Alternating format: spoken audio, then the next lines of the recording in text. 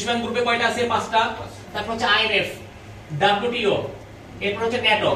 খেয়াল করে দেখেন, মাথায় রাখতে সম্ভাবনা অনেক বেশি। 17 বছর স্যারকে আপনারা ইগনোর করছেন, এখন আর ইগনোর করার সুযোগ নাই, এখান থেকে আসার সম্ভাবনা বেশি।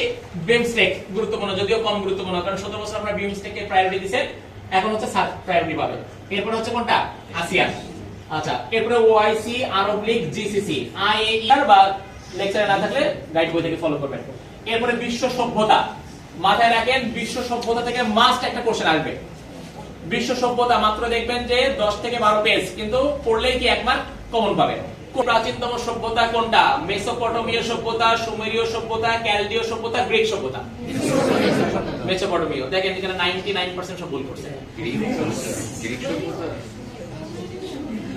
বুঝতে পারছেন কিনা? তো এই প্রিপারেশন নিয়ে ভাই হবে না। বিশ্বের সবচেয়ে প্রাচীনতম সভ্যতা হচ্ছে মেসোপটেমীয় সভ্যতা, কিন্তু মেসোপটেমীয় সভ্যতা 4 ভাগে বিভক্ত। সুমেরীয়, তারপর হচ্ছে অ্যাসিরীয়, তারপর হচ্ছে ব্যাবিলীয়, এরপর হচ্ছে ক্যালদীয়।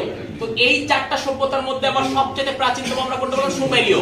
এইজন্য যখন একদম এক্স্যাক্টলি মানে একদম ফিক্সড সুমেরীয় থাকবে, তখন রাইট অ্যানসার কোনটা? সুমেরীয়। যদি সুমেরীয়, অ্যাসিরীয় এগুলো না থাকতো, তখন আপনি কোনটা বলতে পারতেন? মেসোপটেমীয় সভ্যতা। কথা বুঝতে পারছেন কিনা? এইজন্য বিসিএস এর কোশ্চেনগুলো কিন্তু এইভাবে হবে। গোয়েন্দা আরেকটা বিষয়, সেটা হচ্ছে কোন সভ্যতা কি অবদান। যেমন হচ্ছে 7 দিনের সপ্তাহ, 12 মাসে 1 বছর, 365 দিনে 1 বছর, এগুলো কোন সভ্যতার অবদান। চাকা কোন সভ্যতার অবদান। এইভাবে কোশ্চেনগুলো আসবে। বুঝতে পারছেন?